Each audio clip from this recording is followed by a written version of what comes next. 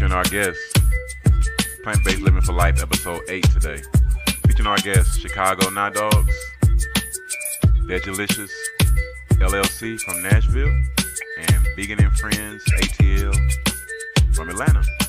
We're going to have a great show today, featuring our in-studio co-host, the Curly Vegan.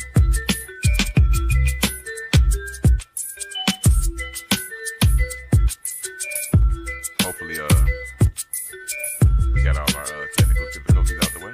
Right. And we got to get going because our first guest today from Chicago Not Dogs has to go. So we're going to go ahead and get started. Tequila and Tofu, the Plant-Based Podcast, episode 8. Good morning. Good morning. Good morning. And as a special treat today, we have our friends from Chicago Not Dogs. Well, good morning. How are you guys? Good morning. Good morning. Thank you for coming by this morning. And if you can you let the people know your name? Yeah, my name is Brian Jaas. I'm the owner of Chicago Not Dogs. That is so good, Brian. Actually, we're about to rebrand. We're going to be Chicago Not Dogs and Beef. I believe we're going to rebrand the name here pretty soon, and I'm pretty sure I'm going to tell you exactly why in a bit. That's great. That is so great. Say that one more time again. It's going to be Chicago Not Dogs And Beef. Yes. It'll be that's kind of our, it's kind of our new, it's kind of a big item. That's our baby. Yeah. Well, what prompted? Well, we're going to go generally just like we would normally do, just with our regular business questions here. What prompted the name change? Well, I mean, if you've heard recently, the food hall that we were in, that awesome space up top. They went out of business. The food hall actually went out of business. So we had to we had to pivot out of that space. And so we're currently no longer in a physical space. But before that had started, like about a month ago, we'd actually started our new process of we're wholesaling our beef now around the city. We spent enough time now in that space. We had an awesome year there of just like people coming in and trying it, and like everybody loves the Italian beef. It's been so great. We've got such good feedback, so many other great ideas to go with it, and so we're doing it. We're trying to get to bars and restaurants, and especially in the city of Chicago, have that one really great plant-based option to put on a menu, right? I spend a lot of time in bars, and I get cauliflower wings, I get Impossible burgers. I'm happy that those things exist, but an Italian beef sandwich in the city of Chicago, Right. That's a fun plant-based option. I've had that sandwich. By the way, you guys hold a special place in our hearts because once we decided to start this journey with the Road Tripping Vegans, you personally were the first person to ever grant us an interview. Really? Yeah, we came to X Market. This was in the second week of February. On my birthday. Yeah, we were celebrating the Curly Vegan's birthday, and she didn't know it. I had found out about X Market Hall, so I'm like, oh man, the biggest vegan grocery store in the world. So I'm like, yeah, I'm right. Surprised that we're gonna go, and we went. Like I said, we came up and we saw. We went to the grocery store, and like I said, we saw the different restaurants and everything, and you were actually sitting out in the table like area, like in the, he was sitting at the bar. Yeah, he was sitting at the bar. That's what it was, right? Yeah. And the young lady that was helping us said, "Oh, the owner's sitting over there." Right. And then we approached you, and you were very approachable. And then we asked if we can interview you, and you said yes. So I believe he was our first. Yeah, he was interview. our first, and then business owner. Because when we were at Black Leaf, we had the first interview for another customer, right. But he was our first business owner. So we want to thank you for that. Yes. Well, thank you. I think you guys know what you're doing. This is awesome. You're spreading the word. I love it. Yeah, we actually went through the whole hall there, and we got some food from everyone. Because actually, you were the first place that I had saw myself with different flavored shakes. Yeah. Mm-hmm. And the root beer float. Yeah, I got the root beer float. Yeah. It's bringing back a lot of memories now. Those shakes were fun. Yeah, we had I think we had the Italian beef, Yeah. mozzarella sticks. Yes. Uh-huh. Um, And I had one of the not dogs. I can't remember what flavor it was though, but Probably Chicago style. I mean, I right? think it was a Chicago style. yeah, Yeah. yeah. And I think Would you you go gave chili me cheese? Yeah, if it's a you cold gave me day, it might have been something on chili the cheese. house too for my birthday. I can't remember what. Was that the mozzarella Yeah, sticks? Yeah. yeah, Yeah. those are big. Those are popular. Yes, Yeah, yes. we had a very great time. It's sad to hear about now. So X Marketplace is closing. Yeah, Like, oh yeah, wow. the whole facility. I mean, like the person who owned this, well, who owned the X Market space, like they just couldn't keep the space any longer. So Oh, we had to move out. We're all kind of we're working on like a commission basis inside there. mhm. Yeah, so like we really just kind of lost our home. Let's put it that way. Oh But wow. Sorry to hear that. Now, yeah, it's like I said, it's been very fortuitous, because like I said, that place gave us an awesome opportunity to meet people like you, and gave us an awesome opportunity to to test out like what we thought was a really great sandwich from out with Chicago, and now like I think we have a really awesome plan going forward. well, one the next question we have for you is how long have you guys been in business? We opened in 2021 in San Diego. That was our original my family and I we lived in the San Diego area, and the impetus of this was Chicago Not Dogs was the people in San Diego had never had a Chicago style dog. We were shocked. I guess when you don't Mhm. leave your when if you don't leave your home for a long time and you don't travel around the world and find stuff out. And so we're, it's a great vegan city in San Diego. And so we did pop-ups and markets, and we just sold Chicago style hot dogs, and people loved them. Like it was like it was a new flavor for them. You can't buy a sport pepper in San Diego. You can't buy poppy seed buns, Damn. like all that stuff. It just doesn't exist. Jardinere, like for Italian beef, like Really? there's no Jardinere within like a thousand miles of San Diego. It's actually Wow. Jardinere. Wow. But it's like that, but that's what the impetus was, and we started doing that. And then I was a teacher for a long time. I taught high school math for 25 years, and Oh then wow. COVID hit, and like that kind of was actually my last year of teaching, and then that's when we decided to get into the restaurant. I made the Italian beef recipe at home, just sitting around it like COVID, and Hmm. then we decided we had something to work with, and we went for it.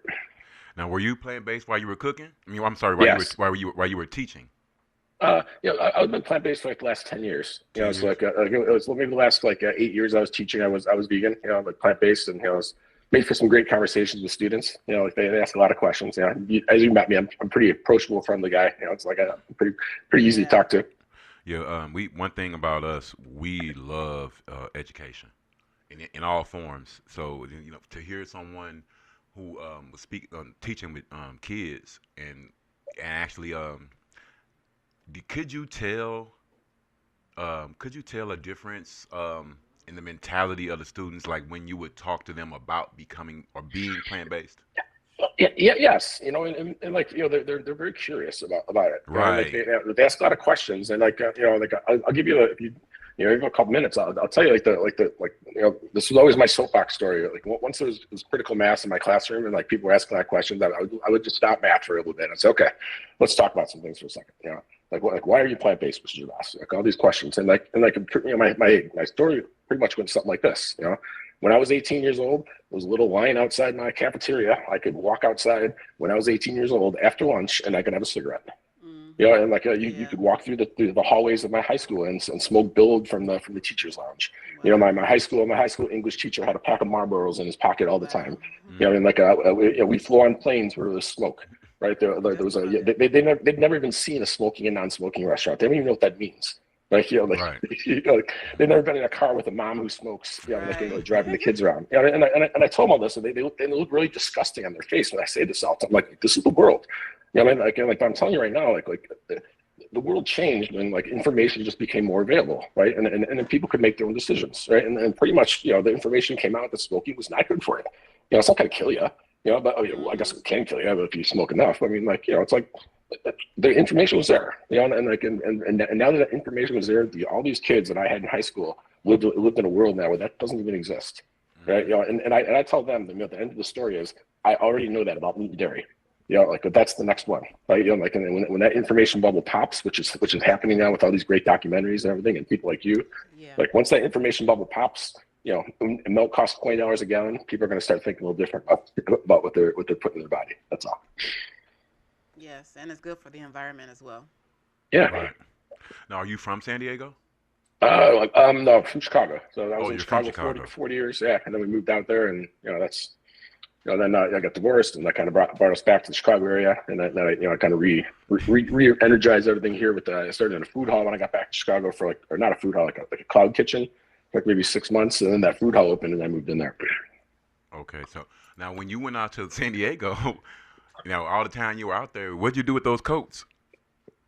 Did you burn the coats? When we moved to California originally, that was a big purge. We lived in a house for about 20 years by that point. It was a big purge things to get out. I didn't bring the coats. I just brought a couple. Yeah, one for skiing. You just need one for going skiing. Oh, okay.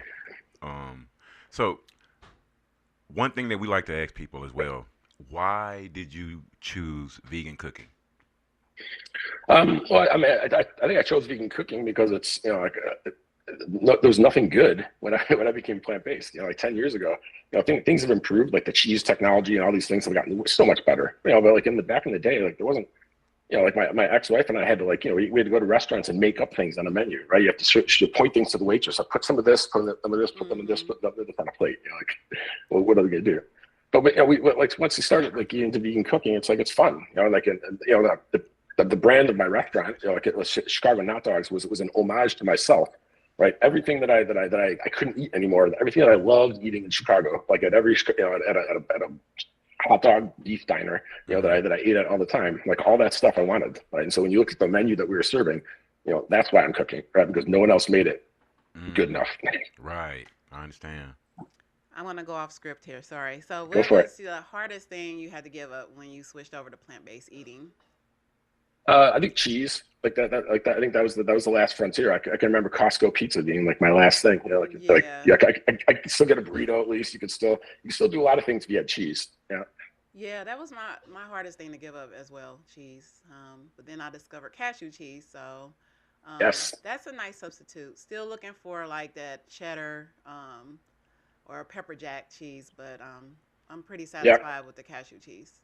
They're making some good ones. Like I got spoiled in that X market because they were bringing in a lot of really fun brands like cheeses and stuff. And there was some really nice brick cheeses and stuff that I was starting to eat. So it was they're out there.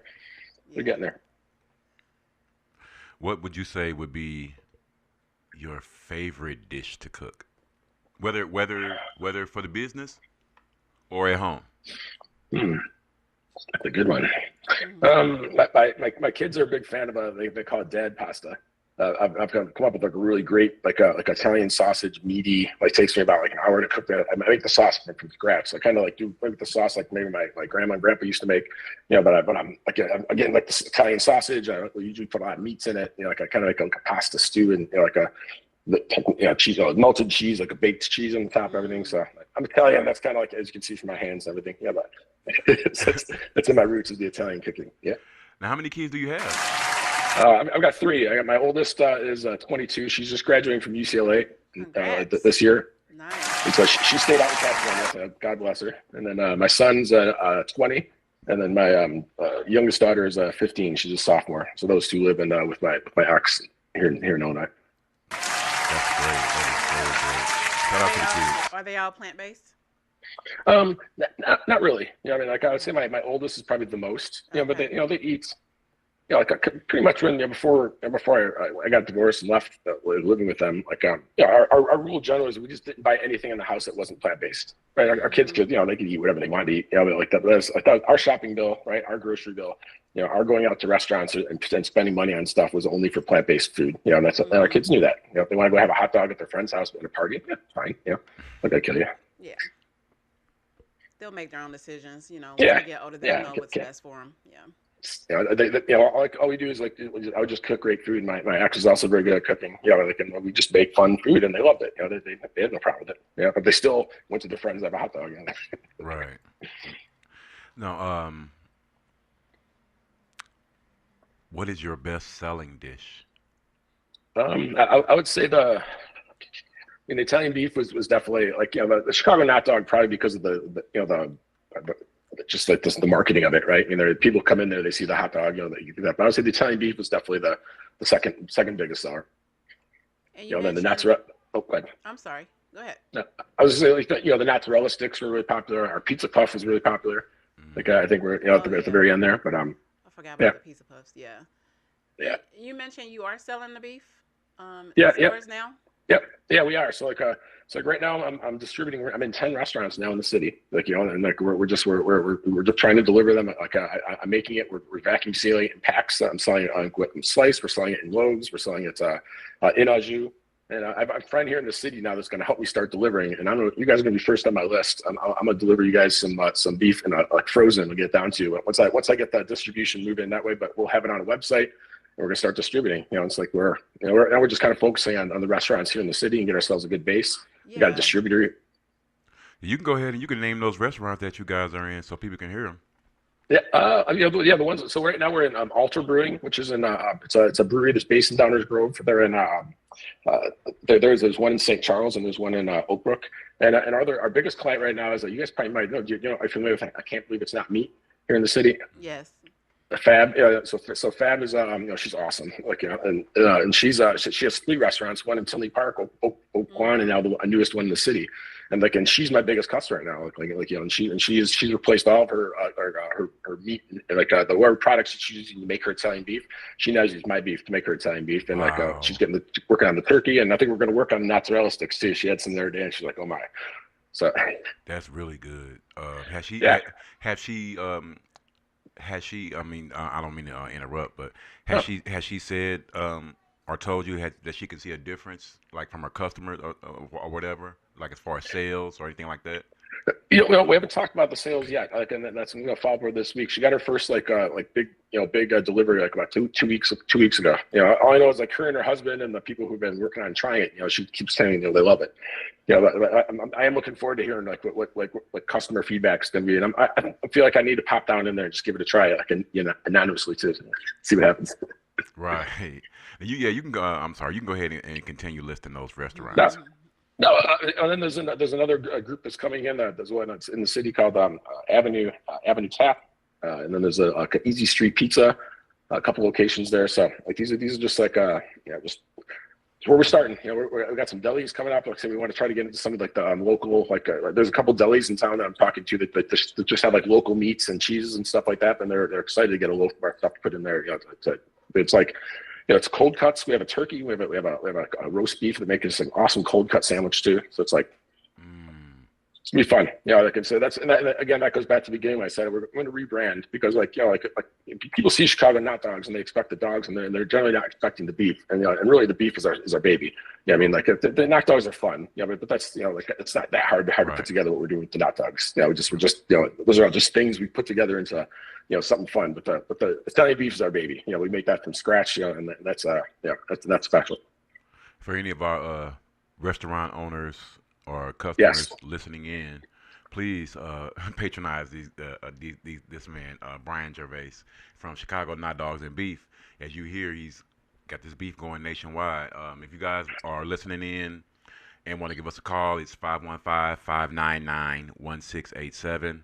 515-599-1687. Anyone in the Chicagoland area or St. Louis or anywhere, please contact Brian Gervais and get you some Chicago beef, not beef. Mhm. Because I'm a living witness. I have Well, had this, and it is very good. Trust it's me. fun. Um, we got a few more questions here. Yeah, All, sure. all right. So now that you're selling your product in different restaurants, do you plan on ever have like a brick and mortar, or do you just kind of want to continue the path that you're taking right now? Right. Yeah, I do. Look, you guys, I heard the story a million times. Though, it is very, very difficult for a small business like me to have Yeah. my own space. Yeah. The price of rents is just it's Right. exorbitant. Yes. That's why the X market was such a great spot for the 8 of us that were in there because you had an owner that was taking the rent. Of Mhm. course, it was hard for him too, right? Yeah. And giving us a space to kind of work out of there. So. The answer to your question is 2 parts. Number one, yes, 100%. I want a physical presence. But what that presence is going to look like, I have to figure out. Mhm. I have another an idea in my mind. This is for all your listeners too. But think about this: how many bars do you think are in the city of Chicago or even in St. Louis or that just have a terrible kitchen or just a crappy kitchen in the back that they just serve just food just because right? They just want to have something for Mhm. people to eat while they're drinking and stuff, right? Right. Right. One of my ideas is to try to find a bunch of those around the city and that becomes my new home. right? Oh, that's a great idea. I'll just take over their kitchen. You know what I mean? Like you just give me their kitchen, and I'm just gonna make awesome food for your customers, and that's it. Yeah. It's an easy deal, right? Yeah. And and then we could do like DoorDash and stuff out of there. And if I had like maybe 3 or 4 of those locations around, then people would know. Oh, I go down to I go to Johnny's Brewery and Chicago Hot Dogs is like that's where they live. Yeah, I mean, like you can come eat there. Yeah. So Yeah. that's my idea. Like how do I piggyback off? How do we share stuff with people? Because that really is like the only way. That the businesses nowadays, like especially at the size of mine, can do stuff. You got to share. Otherwise you're just priced out too much. So. I love the DoorDash concept as well. Because now that I'm thinking about it, I don't know if we can DoorDash any vegan food here in St. Louis. Not that I'm aware of. So that's a great concept. Yeah, when I was in the first food hall when I first moved to the city. Like my best time was between like 9 p.m. and 1 a.m.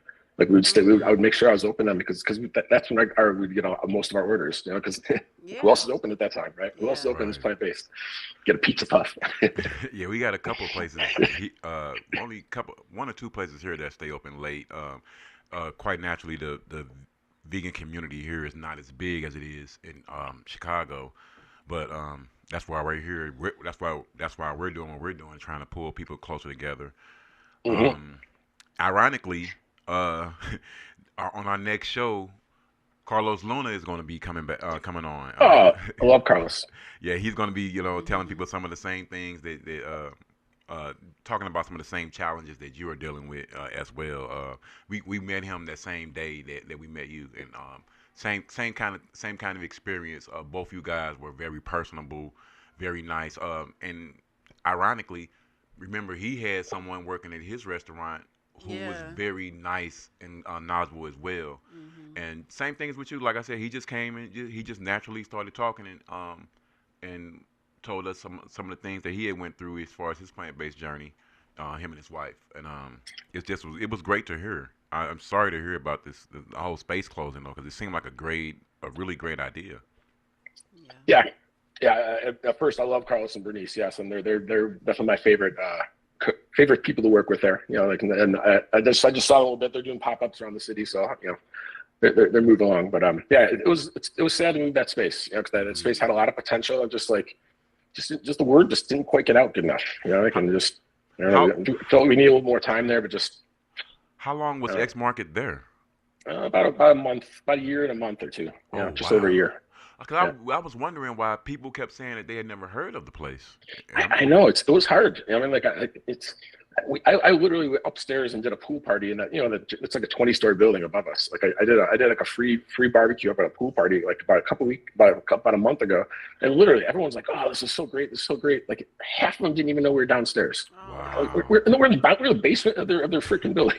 It's like Wow. That's messed up. it's like come on. It's like I didn't know I didn't know how to get the word out. Like it's just we were working on making food, and it was just hard to Yeah. Hmm. Now, have you ever had or thought about a food truck? uh, I used to work on a food truck with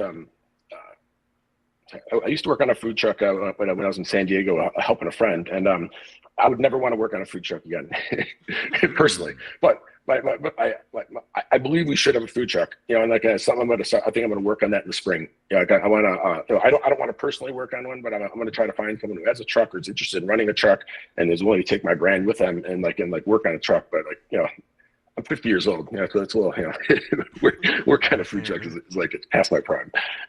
Oh, because that was going to be our next question. Like, why? What's the consternation about the food truck? But you pretty much explained it. Yeah, I mean it's small quarters. You're bending over all the time. It's just like Yeah. like I said, it's I think it's worthy of something to do for us. But like it's just at my point of life, like if I'm going to consider a food truck, I gotta be I gotta hire some people to make that happen. So we'll see. But it's not the idea. I mean, we'll wait till the spring. No, right now it's not a great time. I don't think they'll launch a food truck in Chicago.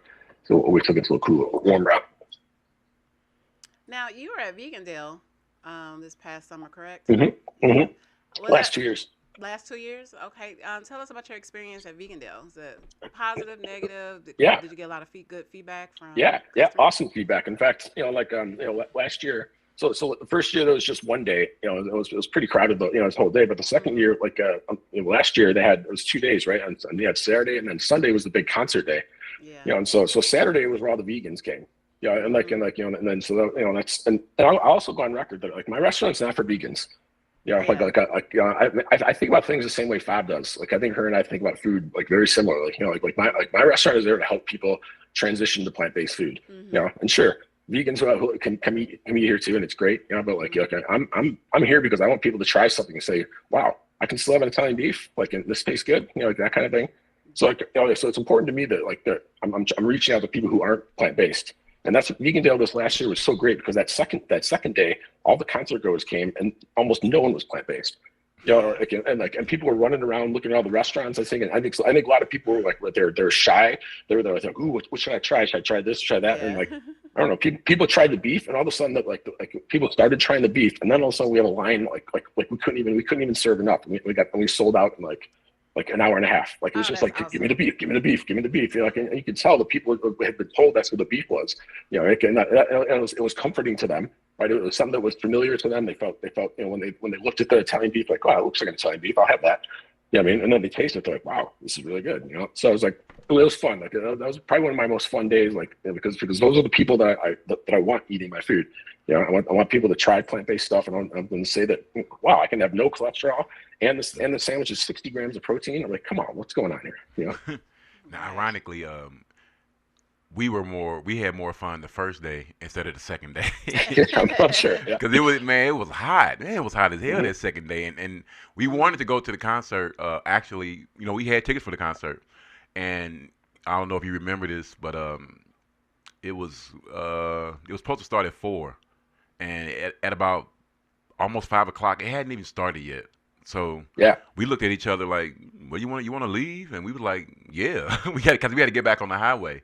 And Yeah. we had met some people that day, and we called them around 6:45, and the concert still hadn't started.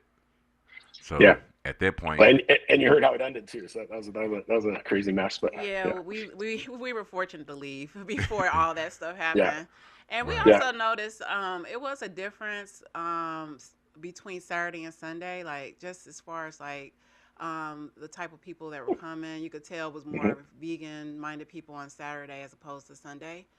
Yep. So we also noticed that as well. Seemed like there were more people there on Saturday. Saturday, or do you think it Yeah. was about the same? I think it was about the same. It was just more people there for that concert that Yeah. Sunday. I do remember trying to get over there to you guys, and you guys were sold out. I remember Yeah. that. Yeah, it was really funny. I mean, like, 'cause everybody who came on Sunday was not there for the food. They didn't know what the food was. All they were there, they had a ticket for a concert. That's it. Right, Yeah, and a lot of them showed up, and they were like, like that whole wristband thing. I think was hard for people. Like, like it wasn't Oh like yeah. wait, what's going on here? What do I got to Yeah. do? right. They So should have. I've actually seen people with reviews from other locations in New York and Philadelphia where people were actually complaining about their experience. And there were a lot of people who were giving positive reviews, but there were some people who were saying that they just didn't like the direction that Vegan Deal was going in. Um, that was our first time ever going yeah, or hearing about it, so we were pretty much kind of impressed for the most part, especially with the on Saturday. Um, we saw the different lines of people. There were a lot of people who were really interested more in just like fair food, hmm Mhm. but Yeah. we if you did know about certain things, certain things that you wanted to try. Um, I know you said the what. I think it's a great lineup. I mean, they bring. I mean, everything that's there is great. I mean, like, and I think last year there's been some bad reviews because of the payment system or something. But that I've been told they're not doing that payment system again next year, and so I'm already signed up again for next year. I think it's a great exposure for everything. But mm, yeah, looking forward to it. Well, that was my follow up question. Where are you gonna do it next year? Yeah, we'll be there. And again, that's why I want. There's so many people kept coming up to our tent and say, "Where's the hot dogs? Where are the hot dogs?" I'm like, we got the beef today. That's what we brought. We brought the good stuff. We brought the beef and the mozzarella sticks. But people are so disappointed about the dogs. I think this year I will have dogs. Right? We'll make our station maybe a little bit bigger. I will actually sell we'll do chili dogs and the dogs, but for sure the beef. Will be our beef and some mozzarella sticks. Will probably be our on our menu. Good, now, good. have you ever thought about or sold a carrot dog like some people here I, sell? I would never. I would never even consider, and the reason I say that is because if someone who wasn't vegan, if I offered them a carrot dog, they would punch me in the stomach. Like, come on, no, not the carrot dog. Like I can't. Like a vegan might do it. Like, oh, I'll try your carrot dog. That sounds fun. Like I'm not saying a carrot dog's bad. But like I'm not gonna like if I'm really trying to get people to become vegan, Yeah, I can't serve my carrot dog. That you're going that in the wrong makes direction sense. with that. That makes sense. I hope you guys here are listening to that because hey, we got carrot dogs here in St. Louis. I haven't tried Steve's hot dogs yet. I know they have a vegan dog. I don't know if it's a carrot dog or what. No, it's I think it's Impossible or Beyond. I've tried it. It's pretty good. Oh, okay, that's good. Mhm. Have you heard of Steve's hot dogs? I have not heard of Steve's hot dogs. Now, I didn't say, do you have anyone here in St. Louis that you do business with, or are you cool with, or anything? I don't. I haven't been. I have some Besides us? relatives in St. Louis, but I've not been here yet. Yeah, just you. But this is going to be the start of something beautiful. There, because Well, here in St. Louis, you guys know we go around to a lot of different spots. To anyone looking, any of our own business owners who we have met, this beef is great, and you want to really get with this guy and put that on your menu because this beef is and I don't know if it's the Jordanaire that was mixed with it because I like Jordanaire, so hmm but yeah, it's really good. Can you give anyone any advice you have for anyone looking to either get into business or that's already in business and possibly dealing with some of the hurdles that you've had to deal with before or in the major one that you're dealing with right now? Are you talking like plant-based businesses or anybody Plant having a based, or business? just Restaurant. generally plant based, but anyone else for any Well, I mean, yeah, I think number one I hit on before, but like yeah, I think there's a sharing aspect that has to happen somehow. Yeah, I mean, like it's a daunting task to go off on your own. So that's what I would tell people to think about is like how can you cooperate with somebody else? How can you like these cloud kitchens or ghost kitchens or stuff like wherever they are. They're an idea. I thought they were kind of expensive the first time I did it. But you know.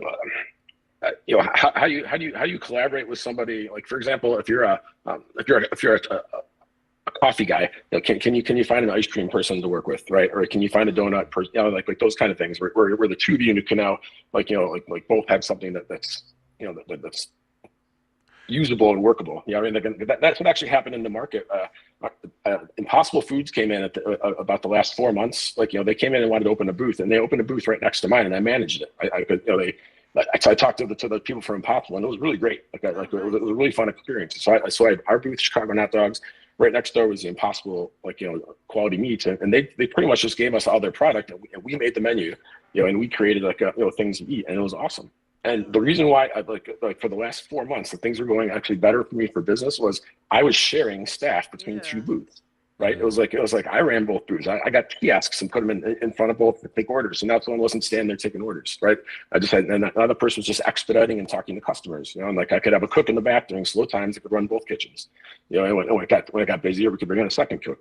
So now I was running two kitchens with half the staff, where everybody else is running one kitchen with full staff. You know what I mean? So it's Yeah. like like just that idea of sharing, like just with myself, mm. became like just workable. Yeah, I remember when we were there in February. That spot right next to you is it's supposed to be like a pizza place or something. Yeah, I was doing that originally, because it had closed down a couple times as a pizza place, and so I just reopened it as just for the owners. They didn't want it to be blank, and so we opened a pizza and pasta. And it was fun, but again, it was just me sharing staff with two spots. But the Impossible one is even better because they brought a lot more clientele in, I Mhm. think, and we were able to run that. So, but that was fun. Did they try to snatch a recipe? Well, my beef from Impossible.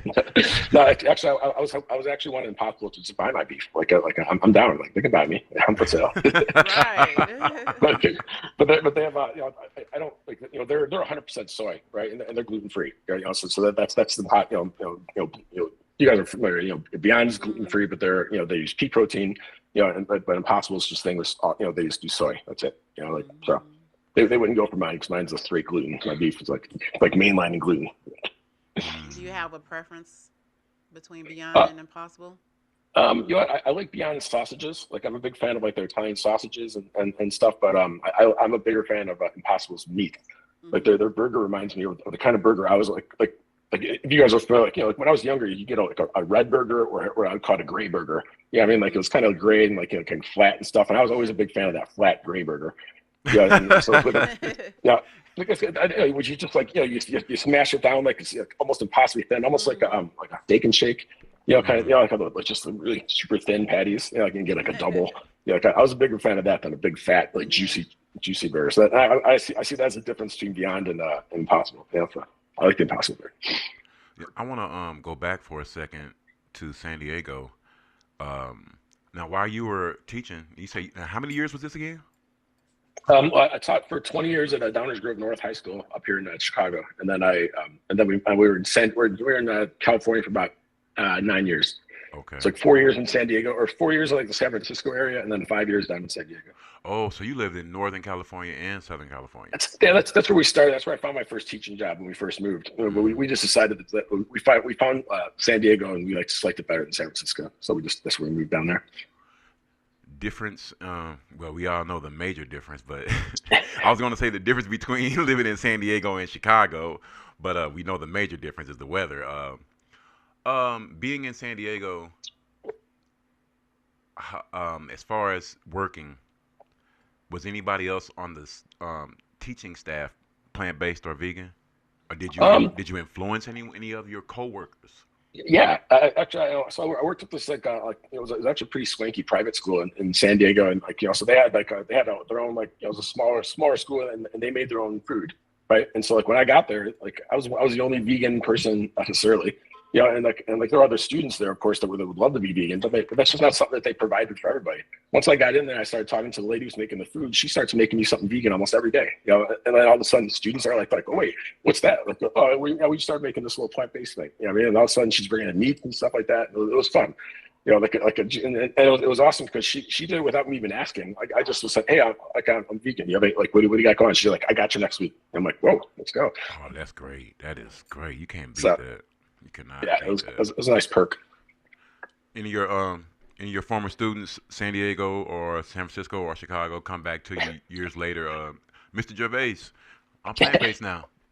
Yeah, I mean, I know I've not had anyone come back and say they're plant based now. No, but I did have, it was fun. Like have a few people stop in the restaurant every once in a while, just random, just see some a familiar face. So that was fun. But I've not had that story yet of someone who sent me a message and said, hey, thanks, I'm 100% plant based now. Because one thing that I have told people before, and I always believe, there's nothing better than a teacher who makes a difference, and at least even if it's just one person. When you have a great teacher, someone that sticks out in your head and your mind, especially with math. Math is a challenging subject for any kid to try to learn. She's really good with math. I was just really average at math. And when you have but math teachers are different. Um, if people don't know, math and science are universal. Mm-hmm. Reading and other Yeah, other subjects, they change with the language, but math and science are universal. And our most intelligent people teach math and science. Just to let you know. Y'all like problem solving. What is up well, with all of that? I'm just solving different problems now. That's all. Now you're solving food problems. That's great. Yeah, it's my new philanthropy. I tell people. Yeah. I used to like my philanthropy was teaching, and my philanthropy is giving this a try. That's great. That is great. I'm sure that helps with your business too, being a great math teacher. I'm sure that Yeah. definitely helps with your business. Maybe being personable is good, as you guys said. I was Yeah. first person you met there. So. Yeah. Yeah. So, what you guys got planned for the birthday party, or I'm is it not a sure. surprise? There's a product, Yo Egg. I don't know if you tried it out yet. Like it's like those like these Yeah. like You said yo egg. they're like fried eggs. Yeah. Yeah, like Oh yeah, we just Yo Egg had fried We that. eggs. just had that We just Yeah. had that. 2 weeks Shout out to Okay. ago. Station 3. Yeah, we just Well, had so that. we're thinking about doing some. I was gonna do burgers with we're gonna put the Yo Egg on it. So we're gonna have go back to the classic egg on a burger like for the party. So I think that's what the main dish is gonna be. Oh, trust me, it works. It Yeah. works. Oh yeah. I'm a fan. I made an avocado toast the other day and put dropped one of those on top. It was good. I got a lot of those from the X Market when they closed. So. Okay. Smart. Very smart. Very smart. Very Hmm. smart. Um, I'm trying to think. I just, As far as your apparel, are you still selling that? Like your Yeah, shirts and hoodies? this sweatshirt right here is like, I don't know if you saw these, but this was the original like a sweatshirt, the shirt that we Yeah. had in San Diego. So because in San Diego we all of our restaurant it was like the food, the drinks, I mean, like we're doing like that, like the Bears kind of thing. Yeah, so we sold this sweatshirt in San Diego. It says the vegan on the back. But we never got new ones yet. We had those T-shirts, but yeah, I'm gonna rebrand. I'm getting a new logo with it's gonna be Chicago Not Dogs and Beef, and then I'll have a new merch from there. So yes, Oh, good. Okay. We stay look tuned. forward to that. Stay tuned. I'm getting ready to rebrand our website. Like our website's gonna look different. It's gonna have you'll be able to buy stuff online from there and stuff. And so, we're making the move, making the transition here for a bit. that's great. For a second, I had lost my train of thought, and I had a question, and I couldn't remember, but I do remember it now. I remember when we first started communicating over a little over a month ago. Um, I wanted you before you get out of here, if you can, to speak about the honeybee investing. Was that what Hmm. it's called? Was that Yeah, what it, honeycomb. Yeah, honeycomb. I yeah, said yeah, honeybee. But yeah. if you could speak to the public about what that actually is and entails and everything, that would be great. Yeah, I mean, unfortunately, the concept behind it is like, it's crowdsourced lending, right? So we're not talking about, it's not like Hmm. like a GoFundMe where people just giving you money, right? I mean, like the Right. idea is that they invest a small amount, and then everybody becomes into one investing pool, and then like when you get your money back from me with plus interest, right? And and Honeycomb just kind of like puts all that together. Unfortunately, like we couldn't get enough momentum, to reach our goal of what we needed, and so Hmm. like I kind of had to like turn, we didn't end up finishing it. Um, so it's just I don't know how to jump more support. We're trying, we did what we could, but like like Mm. that I think it also becomes part of like just like social. So I don't know. what happens? What happens when? Okay, I remember what the goal was 40,000. Yeah, So what yeah. happens when when you start this program and you don't meet your goal? Any of the monies that people did, they go No. back to them, or how does that work? Yeah, I mean, like the program, however it works on their financial end, they set a goal. If you don't reach your goal, then the funding just like dissolves, and they don't they don't actually take the funding. They took pledges from people up until then, right? And Oh, it's like 30 days or something like that. Like once if you get to the 30-day mark, if you don't reach your goal, then they just don't fund it. I mean, so it's not oh, but if you do reach a goal, then people fund, and then you go from there. But okay. That's so unfortunately, it just didn't work out, and we were transitioning to like now I was getting ready to move out of that place, and like we didn't know like if I was going to have the income to pay back that loan. I mean, like so there was a lot going on at the time too. So now we're kind of like we're kind of in a new space right now, and I was gonna we are say, looking for funding though.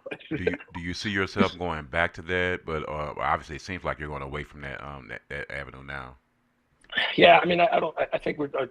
I don't think I would go in that direction, right now yet, until I had a better sense of, what I'd be asking people for. Oh, okay, I got you. I So, got you. I understand. I understand completely. but Would you suggest that to anyone else that's already either in business or I, I think yes. I would just tell that person that like just to be prepared to you know I didn't feel like I didn't really want to do a whole lot of this like calling each person individually and like asking people for money and all that, like it's just not my it's not where I am, like I some understand people like completely. doing that, some people don't. I can just admit that I don't, and maybe that's a downfall for myself. But but there's just a lot you got to put into it. I was really hoping that it was going to be more. I just get involved in it, and they would kind of make everything happen. But just I didn't really feel like that was the case.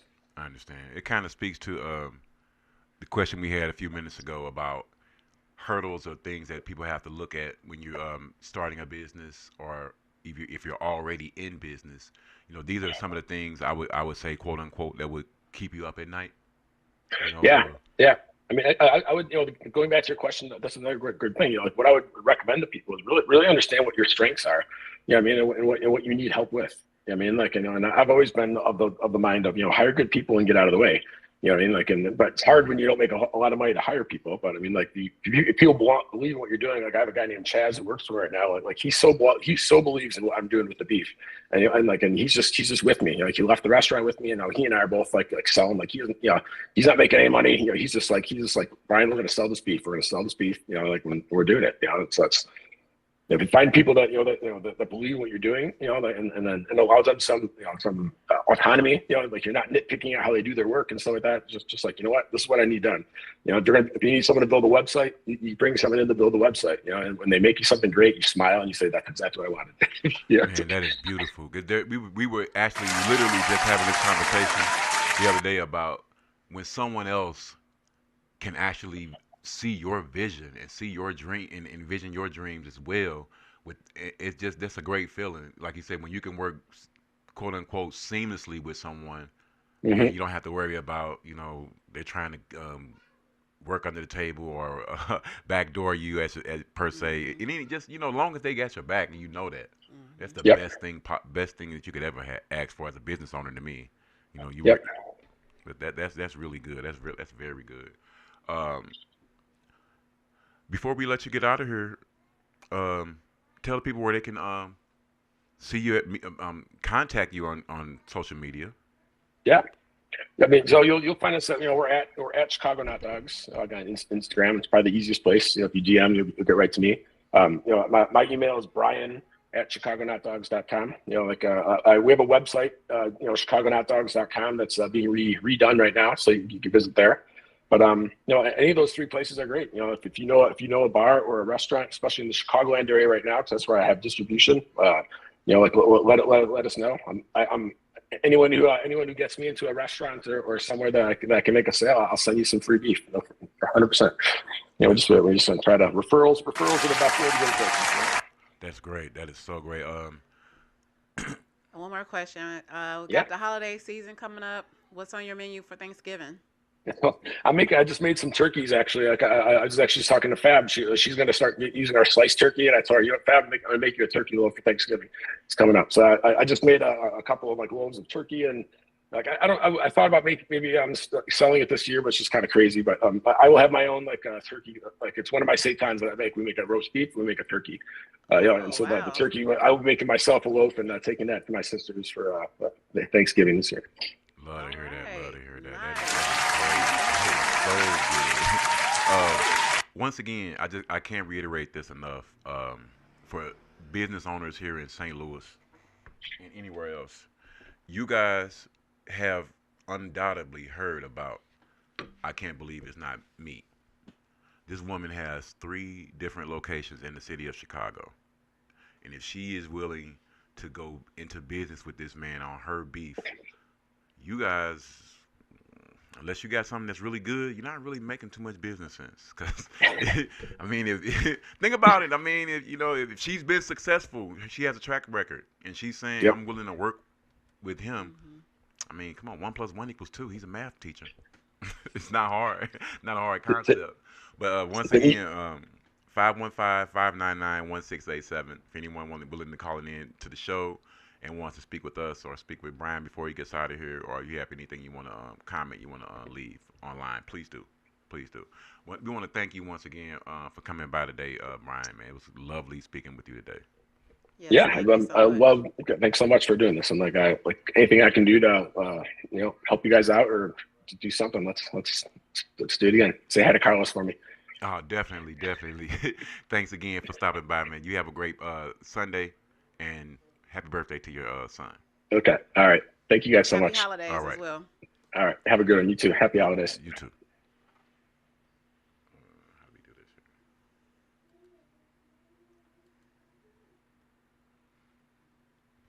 All right. That was Brian Gervais from Chicago Not Dogs. That was our first guest today, and we are eagerly anticipating our second guest. We have we're supposed to have 2 more guests. Vegan and Friends Atlanta. We're going to be speaking with Naima Aya. He's one of the owners, and he's going to be coming in soon. And we haven't heard back from our people from Vegalicious. But we got Naima right now. Good afternoon. Good afternoon. I'm sorry, man. We just got our producer helping us out real quick with some technical difficulties. We No got you worries. on screen now. Okay. I was just getting, I was just jumping on just to be ready before we start. I Actually, wasn't you even came ready. on right on time. You right on time, Oh, actually. okay. My name's Damon. I'm the Okay. hip hop vegan, and my beautiful wife is Marchette, the curly vegan. Hi, good afternoon. Thank you for joining. How y'all doing today? Let me just get my glasses real Yeah, quick. I was gonna say That's if you're fine. not prepared, That's we cool. could talk Yeah, go about right ahead. our trip this weekend Oh to yeah, Kansas City. Give her enough time to prepare. yeah. We can give a great recap. Oh, yeah, that's a great Oh, idea. Yeah. Before we get started, Naima, we're gonna go ahead and thank you once again for coming by, and uh-huh. we're gonna do a little week recap that we on our weekend jaunt road trip to Kansas City, Uh-huh. and we're gonna let the curly vegan start this one. All right. Okay. So we did visit Tree Hugger. That was in Riverside, Missouri, and they're 100% plant based. We actually went there twice. The first day we went, we got loaded tater tots. Hmm. And then I got a macaroni wrap. It was macaroni and cheese, and you did have a choice of plant based chicken or plant based beef. I got plant based chicken. Um, and the hip hop vegan, he did get a honey mustard chicken sandwich. It's just My review the first day was a 4.5 out of 5 plants. The hip hop vegan, his review was 3.7. 3.2. 3.2 Oh, plants out of 5. yeah, it was He just a little critique, too much sauce for him. too much mayonnaise Yeah, too mixed much in with the honey mayonnaise. mustard sauce, and it just wasn't a good experience on that sandwich. Yeah. That evening we went to the Fix. The Fix is off of 31st Street. I can't remember the cross street, but it's off 31st Street in Kansas City, Missouri. We shared the Oreo shake. I'm assuming it was made out of oat milk. We also shared nachos, and you got the double cheeseburger and fries. Yeah. So my rating was a 5 out of 5 for the nachos, and the shake was a 5 out of 5. It was delicious. And I can't remember what you I gave think I the. got more like a 4.5. We was kind of hungry too. Yeah, that was Yeah. before we went to the Hall of Fame The games. game at T-Mobile Stadium. And then the next day we went to Maddie's for breakfast. What else came from Maddie? Shout out Maddie's Food in KC. Yes, that is located off of 63rd Street in Kansas City, Missouri. That morning, I had the smothered burrito. It had hash browns, vegan sausage, grilled peppers, and also had a Didn't it have a little cheese on it or something? yeah, it did. It was smothered in cheese, and also had a smoothie. It was a berry smoothie. I gave the burrito a 4.5 out of 5 plants, just because I didn't have a knife so it was kind of a struggle to eat it. So, and then the hip hop vegan, you had French toast. French toast plate with some potatoes, and the French toast came with I got some fresh fruit on top, strawberries and bananas. Uh, that was really good. Once again, we were really hungry, Yeah, and that was and a piece of sausage, and I yeah, rated that a 4.5 or 6, only because I needed another piece of sausage. yeah, Otherwise, that sausage was really good. Just the breakfast was good on a whole. Then later on that day, we went yeah. back to Tree Hugger. Yeah, we went back. Oh, well, we also went to the city market. It went to City Market. I'm sorry, Yeah. Kansas City City Market. Yes. and we were able to get some fresh spices, and we went to the they have an African store there, and That was what was that called? Oh my God, I forgot the name just that fast. well, anybody who lives in Kansas City, they know exactly what I'm talking about. So we went there and got some products, and then we went to Taste of Brazil, Taste of Brazil. and We had the Caprihina, which is the yes, national drink of Brazil. If you never had it, the Caprihina is very good. We got a nice lesson about cachaca, yeah, which is like Brazilian rum. yes, And we actually met a future guest for the show. Hopefully, she gave us a bunch of knowledge about Brazilian rum and how it has probiotics in it. yeah. Um, And then she gave us a sample of the apple cider bourbon slushy. I think oh that's yeah, what it that's what was. no caramel apple bourbon slushy that Yeah, she had made. It was yeah, it was delicious. outstanding. You couldn't even. It's like you couldn't taste the liquor, but you did taste the liquor. hmm Um, it was another restaurant that went. What we did while walking through Kansas City Market, we were just trying to find other plant-based options that you could find if you were walking around there, hmm because we had a little time. And we did, and like I said, we saw some things that tasted Brazil. I forget the first restaurant that we went to.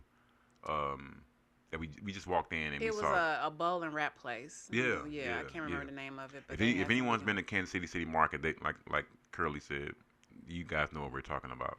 Yes, Very great city great market as crowd too. well as far as how it is built. Nice and spacious. Even a lot of people there. Great hmm weather. Um, very spacious. Not people walking on top of each other. A lot of product. A lot of different product. Just a great time. And then later on that evening, we went back to Tree Hugger.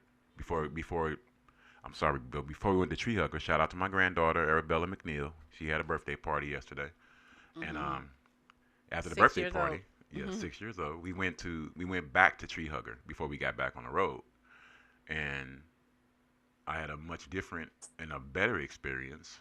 This time I had a jackfruit barbecue sandwich. hmm The barbecue, it was barbecue sauce on the jackfruit.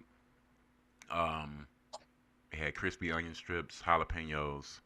Very good sandwich. And I had that with some fries. And you had, I had it was the chili Fritos burrito. mm-hmm. Yeah, I had a cup of Um, chili too. Yeah, that's right. yeah, you had a cup of That chili, chili was yeah, great. and I had tater tots. And that burrito I gave really that burrito was really good. I would give that 4.5 out of 5 just because it could have had a little bit more sour cream. Mm-hmm. Because that's one of the ingredients. But yeah, and then I had the tater tots with their house made ranch dressing. I'm usually not a big fan of ranch, but I dipped my tater tots in the ranch dressing. It was a great combination. So both times, 4.5 out of 5 plants. I'm look forward to visiting them again. They have a very nice menu, and they also have seasonal options as well. So I look forward to going back when we go back to Kansas City. All right. And that was our weekend recap from road tripping in Kansas City again. Mm. I hope I hope we helped out anyone who's coming through the Kansas City area. Remember, Kansas City Market, lots of fresh fruit, different restaurants. It's like Take international because they Yeah, also have an a African lot of restaurant too. African restaurants Yeah, and Blue that Nail. Asian store that you were saying. Yeah, Um, get to the city market, get to yeah. the Fix in Kansas City. Like we were talking about, the Fix has a really old school diner feel to it. Mhm. Um, like the classic 40s and 50s diner style. And Tree Hugger and Maddie's Foods as well as always. Please visit those spots. And Cafe Gratitude. Cafe Gratitude as well. Yes. Now, our special guest that we have right now would be Vegan and Friends Atlanta. How y'all doing? I see one thing we got in common. We foodies. Yes, ma'am. Yes. Yes, We ma'am. love to eat. We are foodies. And we love to eat healthy. We love to eat Yep. healthy. I'm gonna let my wonderful co-host guide the ship. All right. Thanks for putting me on the spot. Well, thank you again for joining. All right. So just tell us a little bit about yourself to start. Okay, so my name is Naima. I am one fourth with a team for Vegan and Friends ATL. I've been whole food plant-based vegan since 2000, and I like other team members in the group. We also have events here in Atlanta. Um, I have the largest outdoor vegan festival in Atlanta. Oh, nice. Next year, we're going on our 15-year. It's called the Veggie Taste. I Nice. also have a vegan restaurant directory. It's called Veganville ATL. So it helps people when they're in the city and they're looking for restaurants and stuff, they could just go there and, find it fast or whatever. And I've been doing different events throughout the city for a couple years now. We have a cleanse fest that we do like in April every year. And it's to help people help people to like learn about detoxing and fasting, because detoxing, fasting, and cleansing is three different categories, but it'll help people because some people, be confused or whatever. And we'll have like people that one year we had a panel on people who did colonics that, guide people through that. Yeah. We had a panel that people that do juices, like they're top juicers. Yeah. And then what was the other one? Colonics, doing detoxes and juices. Those are the different panels that we had.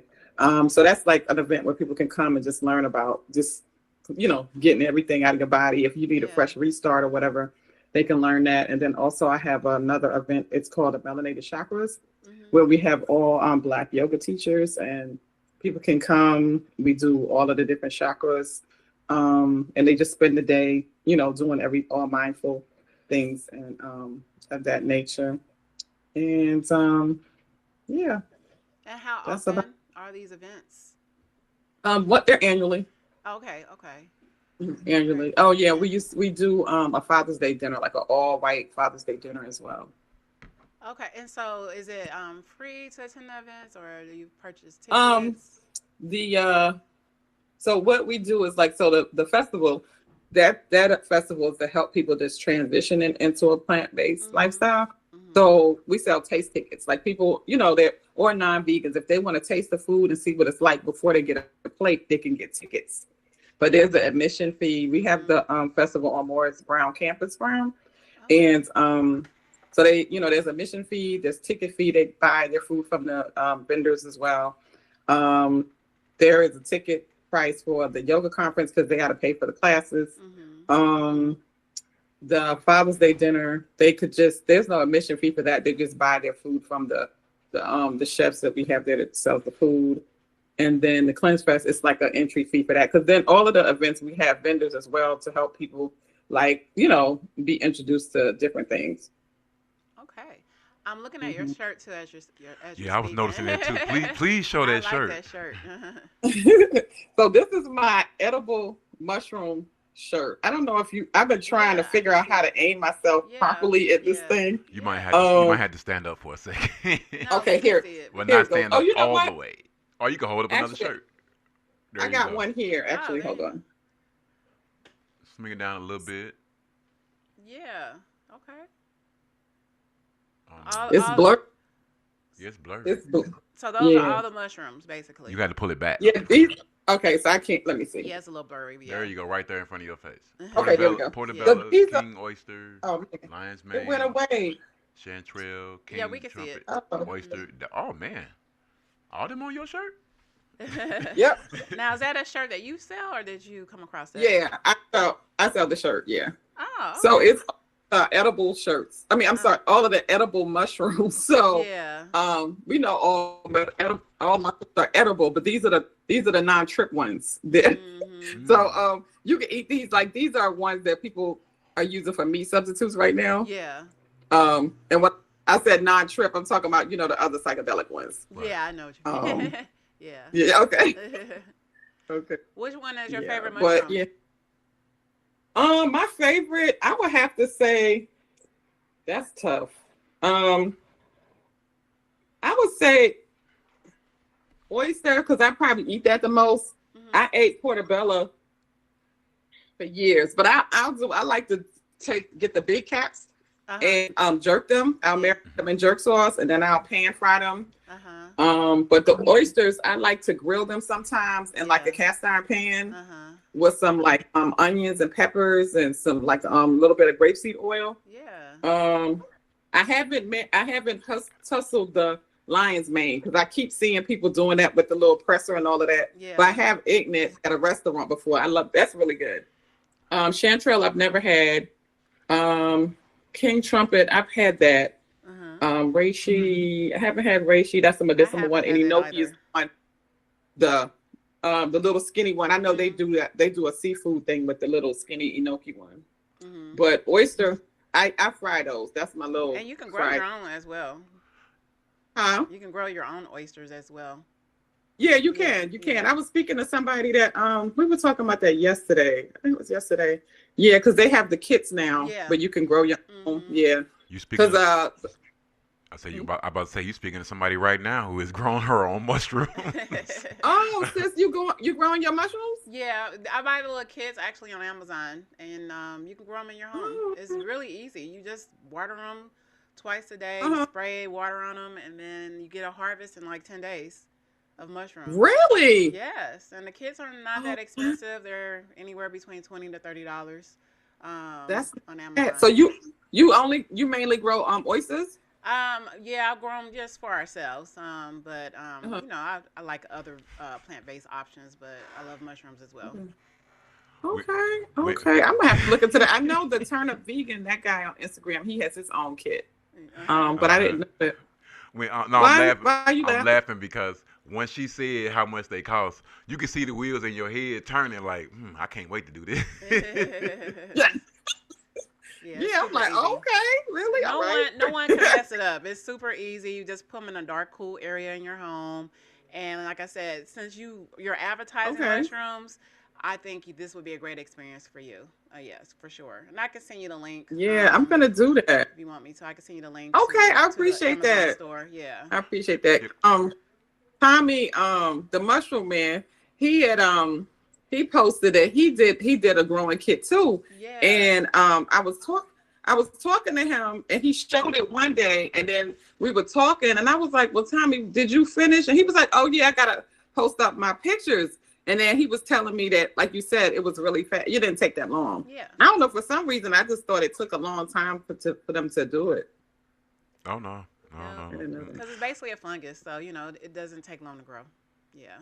Yeah, I was gonna say. Okay. I was gonna say, Pat. I'm really a novice past that third mushroom on your shirt. The other ones I was gonna say, can you speak to the differences between those mushrooms? Because some people don't. Like I had never heard of chanterelle, or the. You ever heard of chanterelle? And the last two on your shirt, I had never heard of those. Enoki and reishi? No, I hadn't heard of those. I haven't either. Yeah. Enoki is oh god. Enoki is like so. Are y'all live in Kansas City? No, we're in St. Louis. We're based in St. Louis. She used to live in Kansas City, but she's home. Okay, so y'all have like an international market, like the Korean market there? Yes, ma'am. Okay, so when you go like into the mushroom section, they'll have the mushrooms with the little long skinny like the little sticks, and then it's a little white ball at the top. Okay, those are okay. I've seen those. Those are enokis. Enokis. And then reishis are the one, like they use that for medicinal. You'll see them like they'll grow outside of the tree, but it'll be like a little flat circle thing coming out, and it's like different little colors. Okay. Those are those. And chanterelles, they kind of look like they're like in the orange. It looks like an orange flower, kind of like blooming, to say. Something like that. Yeah. So you're like but they're, you know. Go ahead. Huh? I was gonna say you're like an authority on mushrooms. No, I'm really not. I'm learning more about them. I like it, you know, but I said since now living this lifestyle is more trending, it's more trendy than it was years ago. I was like, I always try to help people, teach them about different little things about eating, living a whole food plant-based diet. So I'm like, well, you know what, let me get the t-shirt, because that's something that, can promote and people can learn about it as well. Now, But I'm learning more about them, as time goes. now, how long have you been plant-based? Since 2000. Oh, that's a long time.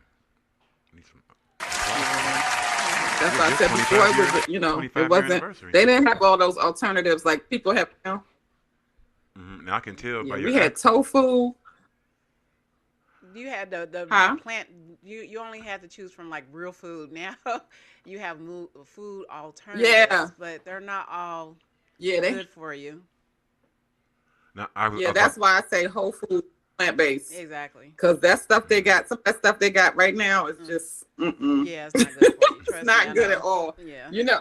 They do it to pull the people in to get them off of meat, but some people don't understand you can't stay there the whole time. It's just like a temporary thing until So you you transition. convince yourself you don't need it no more, or unless you strong-willed, you could just go boom, jump right into mushrooms and jackfruit. But some people, they still in their head like, oh, I need the meat, Right.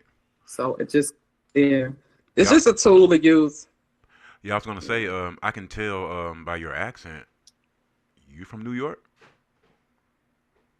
I moved here from Brooklyn. Yeah, I was Okay. born in Maryland.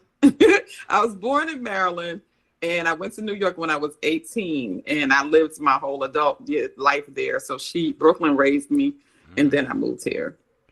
Uh, Difference in Yeah. the vegan scene between Brooklyn, New York City, and Atlanta?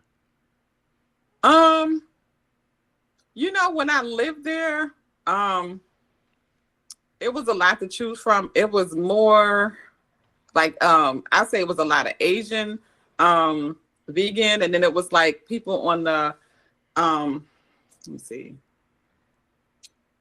It's kind of like the same, but Atlanta does have a great mecca of vegan whole food plant-based options. Sure To me, does. it's like I would say it's kind of like somebody would probably kind of like beg to differ if they don't know, if they're not in touch, like, if they're not in touch with what's going on in Atlanta. Because I had a friend, we're friends now, but she recently moved back to Atlanta from New York, and she was speaking to another friend, and she was like, oh, Atlanta doesn't have good vegan options. And the friend was like, what are you talking about? Like, have Right. you not been in the West End? Like, but she just Right. wasn't tapped in. So once we told her that, and we take her to all the restaurants, she was like, oh, wow. You just have to, it's sometimes people look for like the restaurants, but it's actually the mom and pop. Right. I'll say mom and pop, but more like the catering vendors. They have like the really good food that you want. Like at the festivals, the people that do festivals and they sell plates and stuff, that's where the good food is at. Not saying anything from people with the restaurant, but like if you're looking for some really good food, that's really is. Because sometimes people in the restaurant, it's kind of like, it's going to be like basic, it's like kind of streamlined. The flavor ain't really there. But when you get somebody that's a caterer, they're going to have all of the season, the herbs, everything you're looking for. It's going to taste just like the plate that you were, longing for when you used to eat meat or whatever. Okay. They put their foot in it, a little bit more than the restaurant would. I was just there a couple weeks ago. I had a great time at Life Bistro. Life Bistro Oh was the yeah, first restaurant I went to. yeah, East Spot. East Spot. Yep. Second place was Yeah, I saw that you went to Stir. You stir fried vegan. Yeah, stir fried. Was it? Is it vegan stir fry? Stir fry Atlanta. Yeah, I think it's Stir. Yeah, It's something vegan. like that. It's vegan stir fry. That's what it is. Yeah. And I haven't been there yet. RHW. I'm sorry. Yeah, Royal. RHW Retail and Vegan Cafe. Royal Health Cafe. It's the husband and wife couple. They do the plant-based sandwiches. This place that I went to was at Boulevard and I-20. Yeah, that's the spot. Okay, They have like the lobster roll sandwich. with all the different cheese. All Yeah, the herbal deli cheese. sandwiches and stuff. Mm-hmm. Yeah, they were really That's good. it. They were really good too. Yeah, Um, that food. Sounds like you needed her directory while you yeah, were that's what I was there. just about to let you know. As far as what we have with redblackandvegan.com, um, Uh-huh. that's actually going to be a directory. It is a directory for plant-based minority businesses. We would love for Mhm. you guys to come there and register. It's completely free.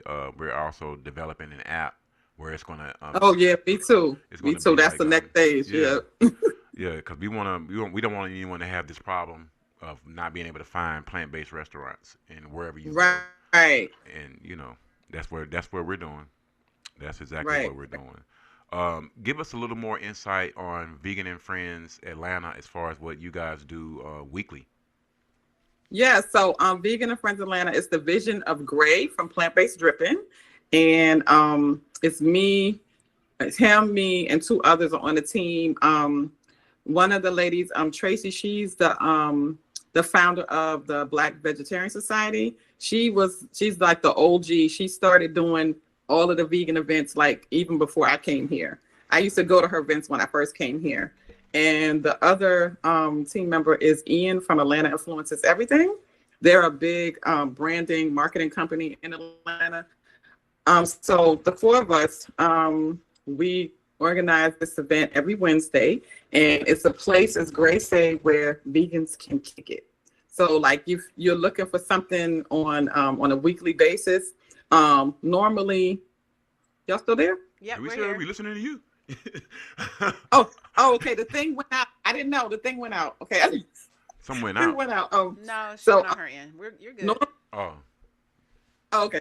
Okay, so normally most of the stuff goes, most vegan events are usually like during the summer, like festival season and stuff like that. mm-hmm. So he wanted to do this event so that it's something going on all the time where vegans don't got to be searching and looking for like, oh, I can only, in the summertime or if it's an event, a festival or whatever. But every week, people in Atlanta, if they visit in Atlanta, they can come.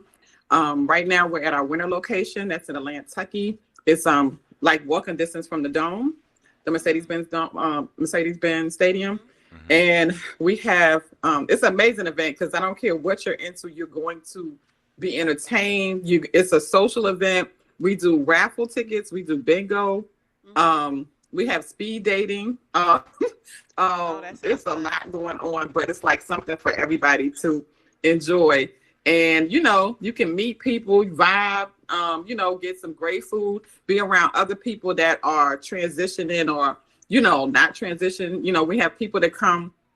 The good thing about these events when you do it and non-vegans come, so then they can taste the food, because people always have the myth that vegan food is nasty.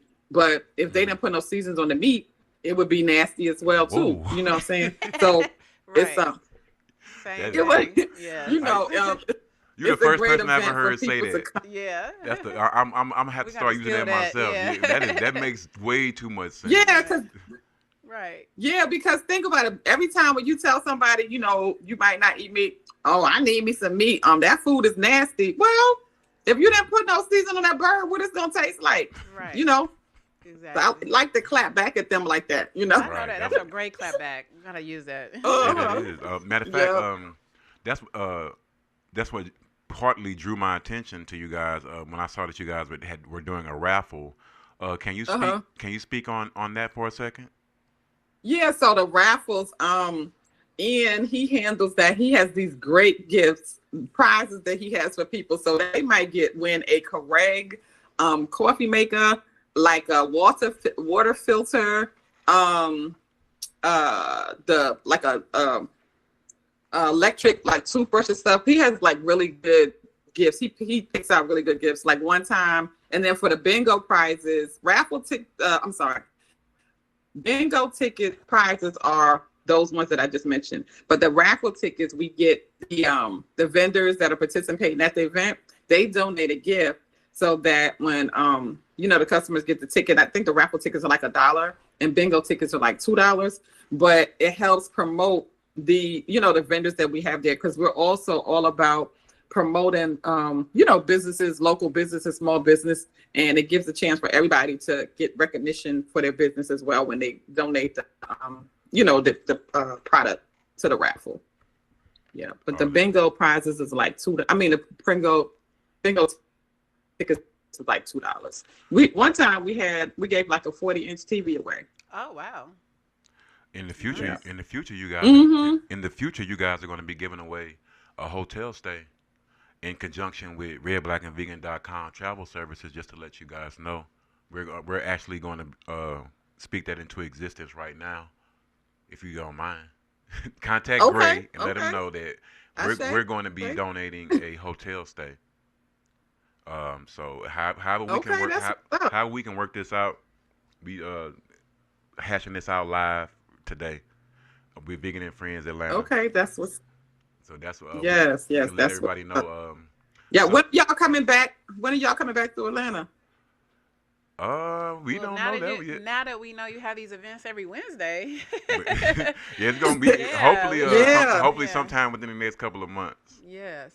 Um, Because Exactly. how far is St. Louis from Atlanta? St. Louis from Atlanta ain't nothing. That's like between 8 to 10 hours Yeah. If you're at the most. driving. Oh, okay. Yeah, driving. Yeah, that ain't nothing at all. Oh, But we'll okay. probably Okay. fly. Yeah, somebody don't want to drive no more. Yeah, my limit is 5 Yeah. hours. I've done the long road trips before. Like I've Uh driven from Kansas City to New Orleans and huh. Atlanta, and I'm older now, and I don't want to have to sit in the car that long. So yeah, we'll be Yeah. flying. My limit is 5 hours too. Yeah, I can't do no more than that because it's too long on your legs. it is. You gotta get Like out stretch. I'll Yeah. go like Destin is 5 hours from here. That's Uh, it for me. I can't do no more than that. oh, Destin's No more 5 than that. hours. Oh, okay. Yeah, it's 5 hours from here. But Yeah, Both I'm of you with gotta y'all. you get on the that blood 5 hours. circulating. Yeah, it can't be cooped up in the car that long. Yes. What Right. Right. what would you say would be some one of your most memorable evenings at Vegan and Friends on a Wednesday? What Most memorable evenings is, let's see, when it was we celebrated Nikki's and Gray's birthday at the same time. And Nikki, she had Nikki was doing karaoke, and she had her friends up there as backup singers and stuff. And so we had both of their cake. Gray had a cake with we had a picture on it, and then we had a cake for her, but it was the cake cut. And it was like everybody just came out because they're like Atlanta's like vegan, sweetheart couple. Mm-hmm. That was like one of the most memorable moments for me. When they were all on stage, and we were singing happy birthday to both. We celebrated their birthday together. Oh, okay, that's great. When's your birthday? May 29th. Oh, shout out to you. Gemini. When is your birthday? What's your sign? I'm February 15th. I'm an Aquarius. And I'm Okay. October 13th. God's favorite sign, Libra. Okay. All right, cool. So let me ask you, how long have y'all been vegan? I've been vegan for 10 years. Okay. So I started like you when it was like no Impossible, no Beyond, Beyond meat. I started off with just, whole food, plant-based living. Mm-hmm. So, Mm-hmm. and then I kind of, once the Beyond Meat and Impossible, I did, start eating that. And I could see a difference in my health. So now I'm like, back to my roots of just whole food, plant-based Right. living. Yeah. Me, Right. since the Right. beginning, mine has been since the beginning of the year, and my transition, like you were saying earlier, my transition was pretty easy because I was already really close. Mm-hmm. I wasn't eating as healthy as I thought I was, and Mm-hmm. much like yourself, my lovely woman, she cooks everything. So I got a built-in advantage over most people. Even though I got discipline, I have a home chef. Yeah. Who I like love cooking. yeah, so like we'll go somewhere and she'll say the same thing you say. I can make this at home, and next thing you know, we making it at home. But Mm-hmm. what we Yeah. what do you like cooking? Vegan cooking? I do. I mean, because it's nothing. And like another thing, one of the worst misconceptions is that the food is expensive, and they only Right. do that to tear Discourage you. people away Yeah. from Mm-hmm. eating healthy. Because you can go to Aldi's, you can get a pack of portobello caps or portobello the baby ones. Mm-hmm. Get a pack of that for like what, $1.99, something like that. Get you a box of couscous. I think it's during COVID, it was like, it used to be like $1.19. It might be like $2.20 now, something like that. Get a box of that couscous, and get you some. You can get frozen string beans, frozen vegetables. You can get fresh vegetables from over there because they got a nice little section of vegetables. For under $10, you can get you a good plant-based meal. I think no problem. I think I saw tofu there once too at Aldi's. Yeah, I don't. That's one thing that I don't really do tofu because with the hormones, it doesn't do well with the hormones. Yeah, it gives me a little, so I kind of, but I used to eat it back in the day, but by me eating it, that's how I learned that it didn't really agree with me. You know what I'm saying? Like if I went to a Thai restaurant, I would always get the green curry, you know, with the tofu and ask them to fry it hard. But it was something about the texture that it was like, you know, you want to fry it hard because at that time you want something to substitute the meat that you're missing, but I could just do it with the vegetables, you know, and I'm good just like that or whatever. And I remember when we first went plant-based, my son, I kept trying to, I had to square the tofu and I was slicing it thin. And then I think I was trying to like deep fry it or something. And my son was like, "Mommy, you still trying to cook that?" Because it just wasn't coming out right. So I was like, you know what? I'm good. I left it alone. Yeah, but it's not one of my top favorite ones. I don't even I don't think about it. There is a company that sells soy-free tofu. Yeah, I've seen that, but I didn't try that. I did see it. Trying it because I'm actually probably too much information for the audience, but it's a lot of women listening. It's okay. I'm going through menopause, so because I'm going through menopause, I noticed that any soy-based product was putting weight on me. So and gluten. So I've just been trying to transition from making sure those are not in my diet. But there is a company, and one of our guests, our previous guest, was telling us about the soy-free tofu. So I did find it online. It's a company that will ship it to you. But the thing about tofu, they have it in the The thing about tofu that I found is that if you freeze it, and then you thaw it out, the texture is more meatier than like that silk type of tofu. You got the extra firm. Yeah, the extra firm. Yeah, you got to get the extra firm. But yeah, I'm trying to experiment, and hopefully this product will be good. I'm gonna order it and try it out. Yeah, they have it though. I've seen it. Sprouts carry it. I think Kroger might have it as well. Some of the stores you can buy it out of the store because I've seen it in there. Yeah, there's a Sprouts in Kansas City, but we don't have one here in St. Louis, so that's unfortunate. But okay. Yeah. Okay. Now, what is your favorite meal to prepare? Let's see. Asparagus, grilled asparagus. Garlic, like curry mashed potatoes, of course, red potatoes, of course, and jerk mushrooms. Jerk mushrooms. Okay, now I'm going to have to steal that recipe from you. Yep. Just go ahead and put them in a bowl. Get those big caps. Yeah. Put them with some jerk paste. And, let them marinate a little bit in a little bowl or a Ziploc bag, and then just put them on your skillet and just flip them over. And then I'll slice them in the line so they look like they like a little little meat thing like sometimes. Steak. Yeah, like steak. Yeah. And you can one time I used to put them in the oven too. You can do those in the pan or the oven, and they come out real good. And you said jerk paste? Yeah, but that's my favorite. What's some of y'all favorite stuff? I know. We just saw some jerk paste yesterday at Kansas City Market. But right now, that's what okay. Yeah, at the city market, the farmers market. Yeah. Yeah, we saw it. We saw so much different stuff at that African store. She had all kind of different flours, different rice. She just had so much product. It was ridiculous how much she had.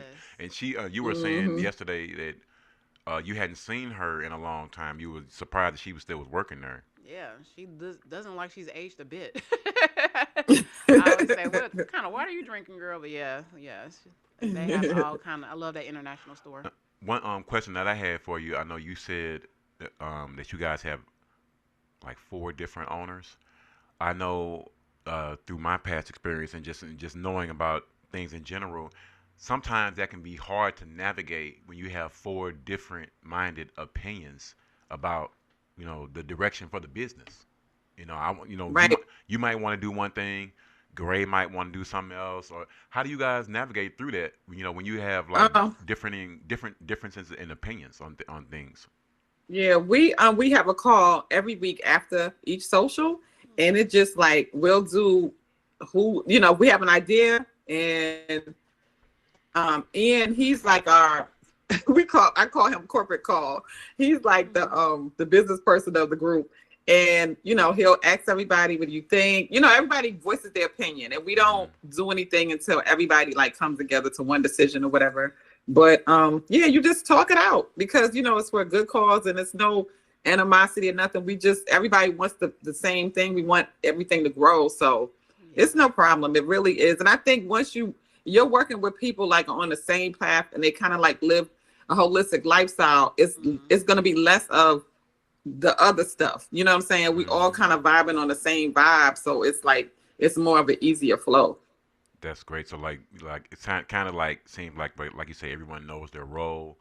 Yeah, Per we se. all know our role. We all know everything. I myself, like I coordinate the vendors. Like when they come in, I'm going to place them and tell them I'm put signs up and put them where they got to go. Mm-hmm. Gray, he does the content and he's the host. He hosts the event. He has a co-host, but he does the content. He does all of the promotion with the media and stuff. And Tracy, she deals with the raffles and the volunteers. And it's other stuff she does. And then Ian, he does all of the admin stuff, like all of the business stuff. So we all, once you know what you got to do, it's just it's easy. And that's why I was so glad that he contacted me to be a part of the team, because like we've all done events by ourselves, but you can get so much more accomplished if you work as a team. And that's the one thing I love about this, because when I do my festival, like I'll have people for the day that I might hire, but it's just me sitting there.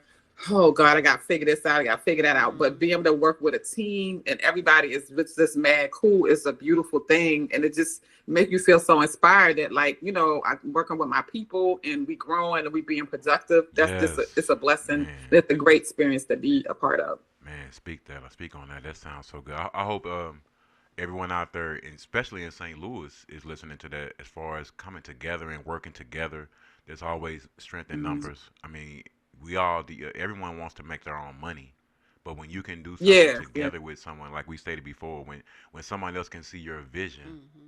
that it just Yeah. it's nothing better than that. When you can work alongside somebody else and not have to worry about arguing Yeah. every other day, Yeah.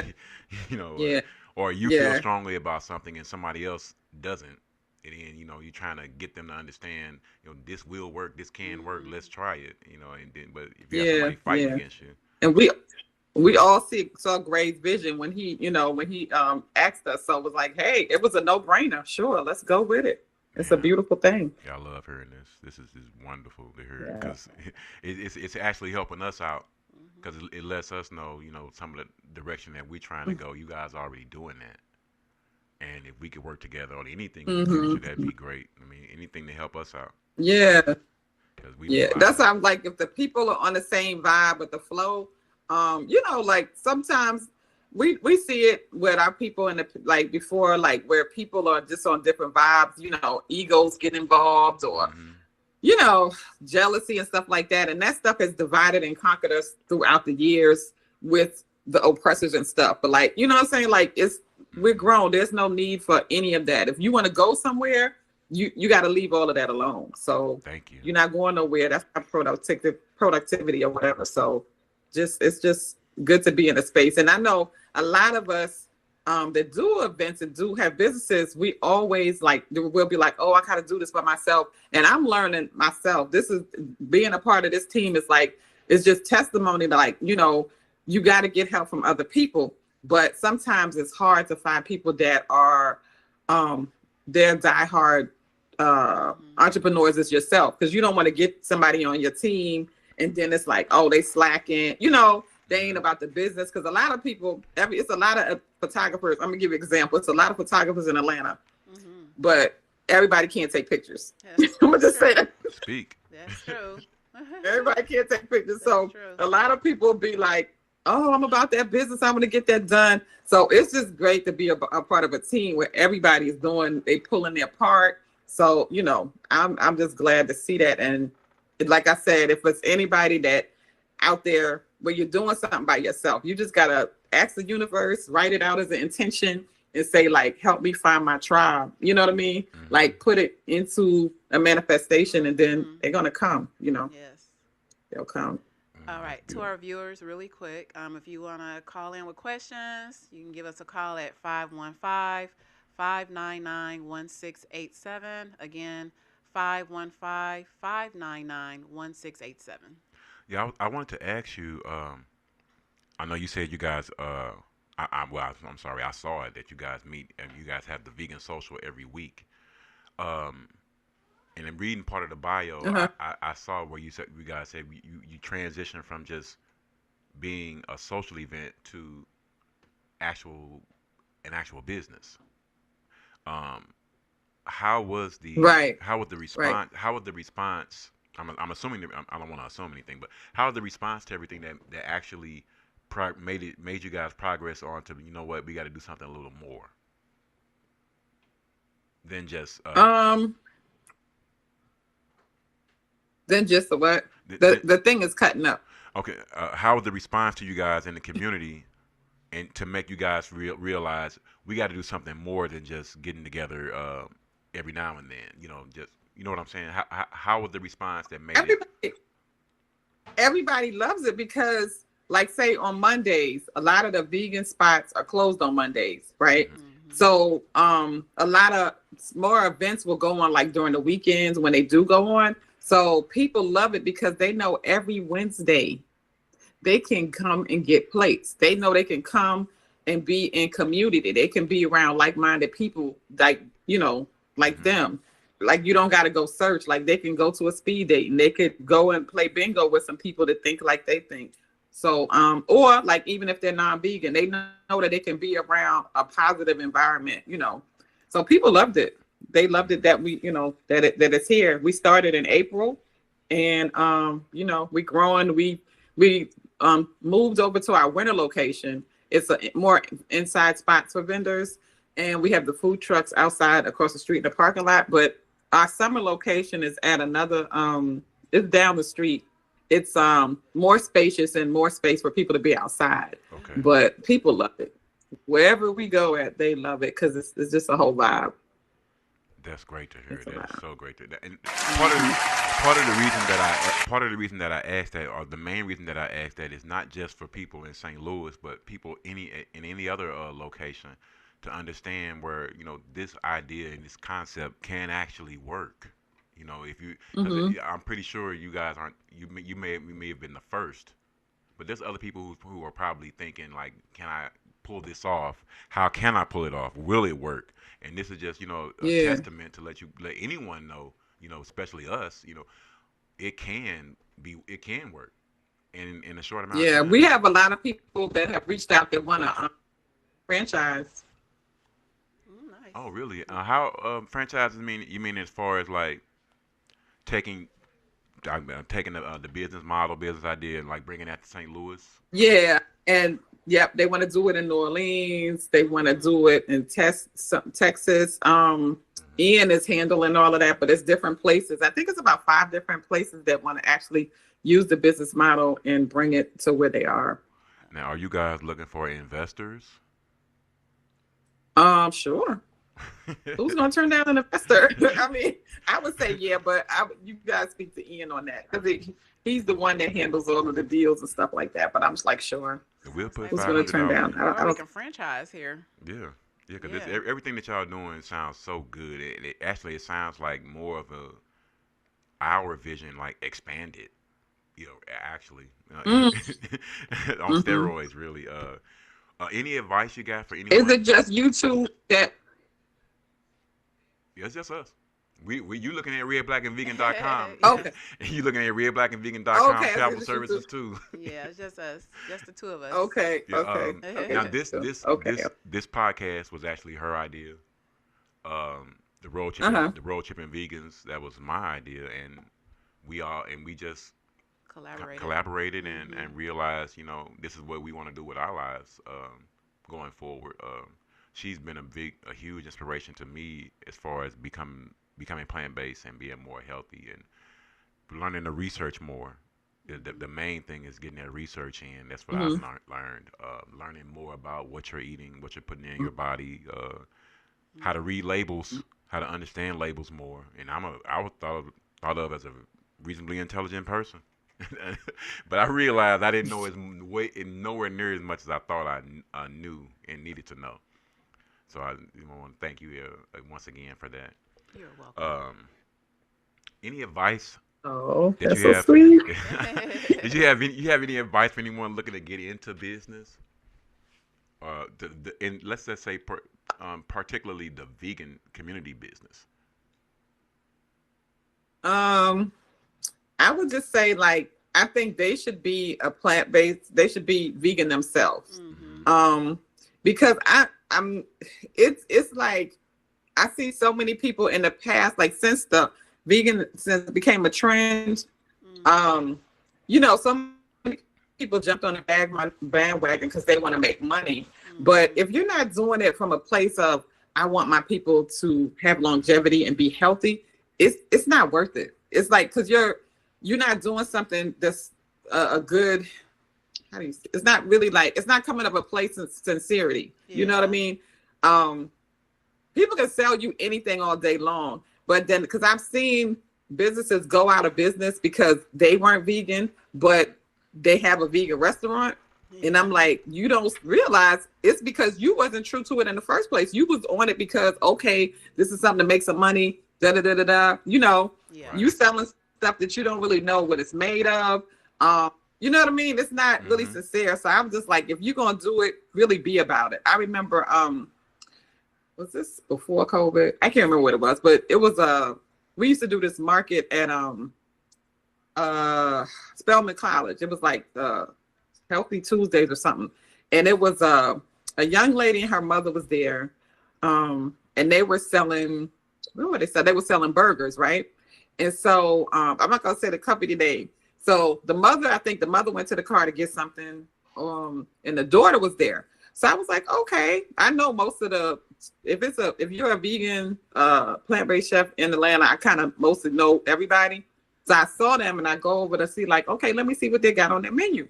And the young lady was like, they had burgers, and I was like, so what are you using? Beyond Impossible? What y'all using? And she was like, Boca burgers, and I was like, Boca burgers.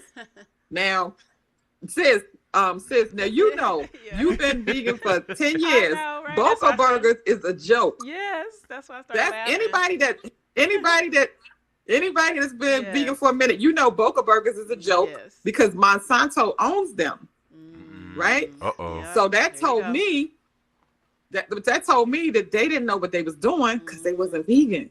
Yep. And I told the young lady, I was like, sweetie, you might want to tell your mother y'all need to do the research because Mm-hmm. anybody that's really healthy, that's not a good product for them Mm-hmm. to eat. Because I mean, people will eat it if they don't know. If you don't ask, that's why I always when somebody say they got a burger, who are Mm-hmm. you using? What you got Yeah. Beyond or what? Yes. Who are you Hmm. using? So just to say, my advice is just really be true to it. Mm-hmm. Don't do it for the money. Go do something else. Just don't do that. Yeah. Because you wasting people's time and you wasting your time because your business might not be successful because it's not something that you truly believe in. You're there for the money and not, Yeah. for the Not for the true purpose. Yeah. intention. Yeah. Hmm. Hmm. That was well spoken. Needed too. Very well needed. Because a lot of people need to hear that. A lot of people need to hear that. Yeah. With the speed dating, any success stories with speed dating as far Um, as couples? Anybody get married? Sorry, I'm a no, romantic. I don't. You know what? We have a young lady that handles that, and that would be an answer for her. But I haven't heard anybody gotten married yet. Oh, I haven't heard. darn. Yeah. Never too late. Never too late. Right. What kind of things have you seen at the speed dating? Strange I per mean, se. nothing strange. I mean, I just because I'm a entrepreneur myself, so I'm usually at my booth selling my stuff. Oh, But they're like they're usually always in a different area, and it's like Okay. quiet type of vibe where they can hear each other talk. So yeah, I don't really see. I might go run up there to get something or see somebody, look for somebody, see somebody up there, but I don't have time to really engage and see, Okay. actually watch it and see what's going on. Yeah. That would be a question for the young lady that facilitates it. I was gonna say, hypothetically, let's just say Mhm. me and Curly are in Atlanta, Wednesday morning, and we're saying okay, we're going to Vegan and Friends tonight.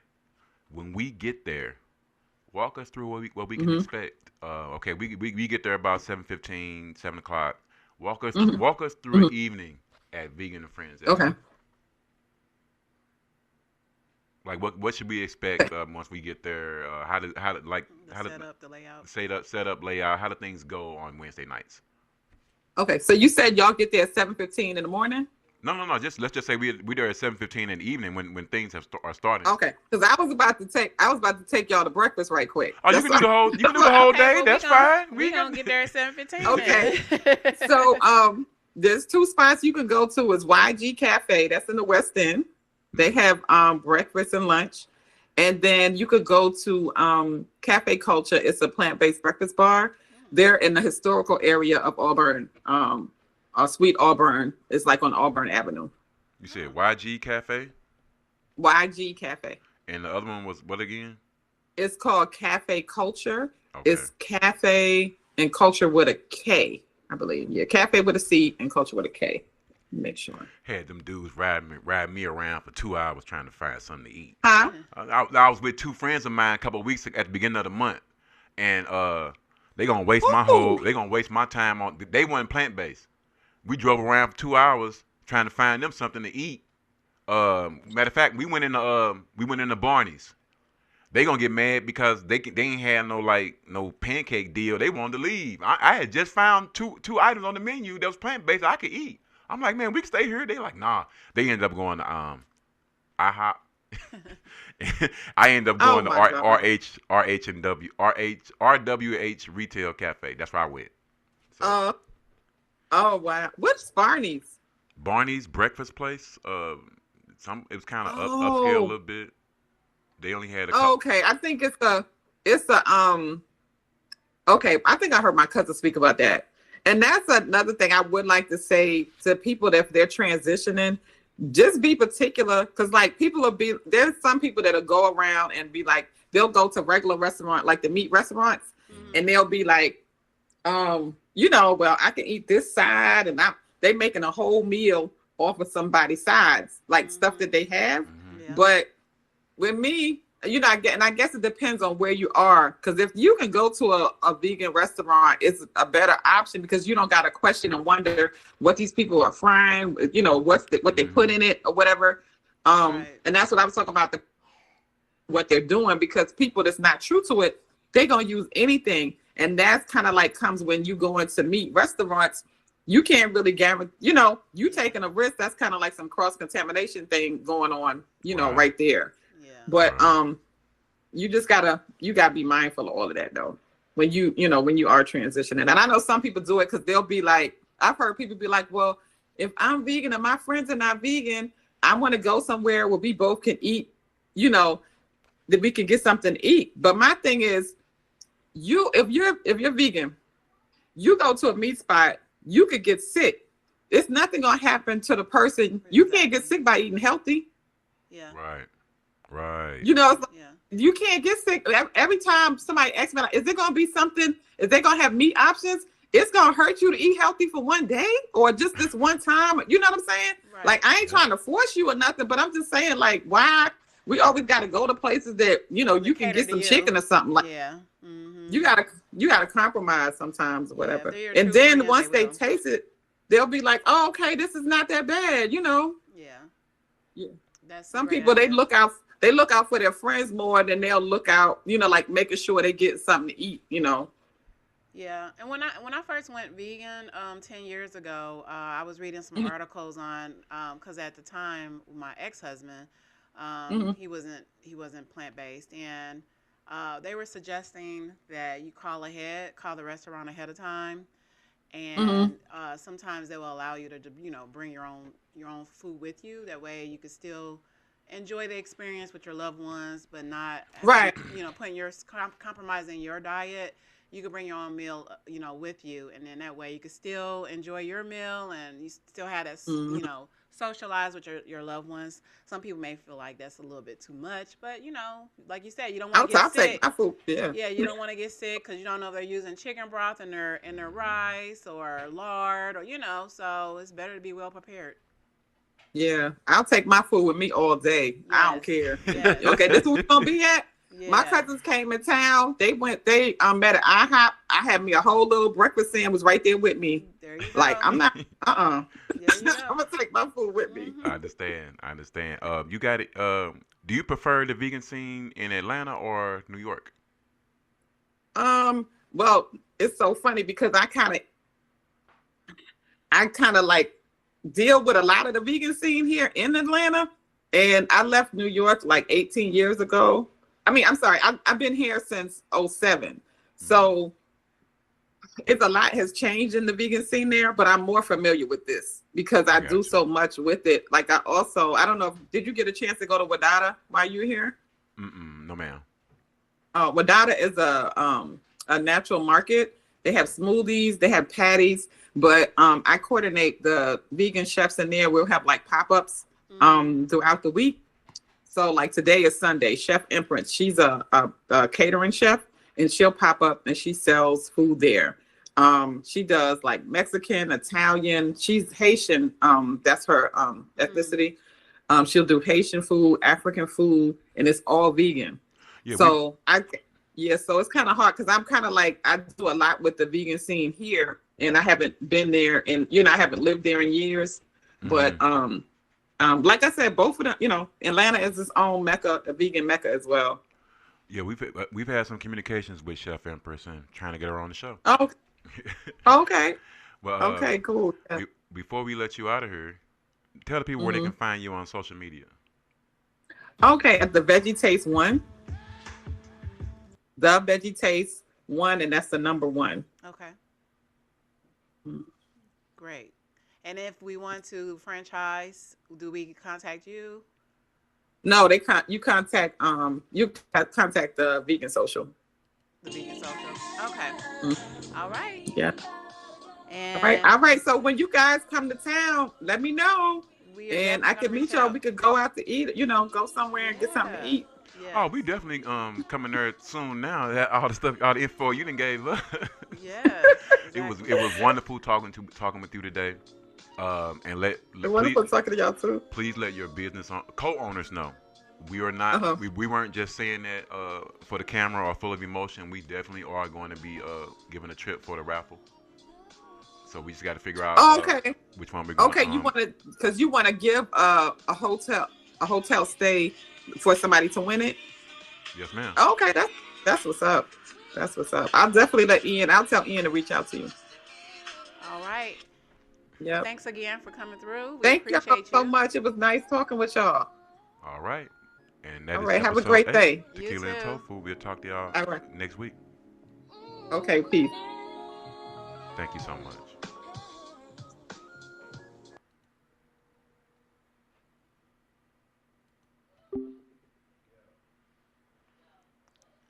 All right. And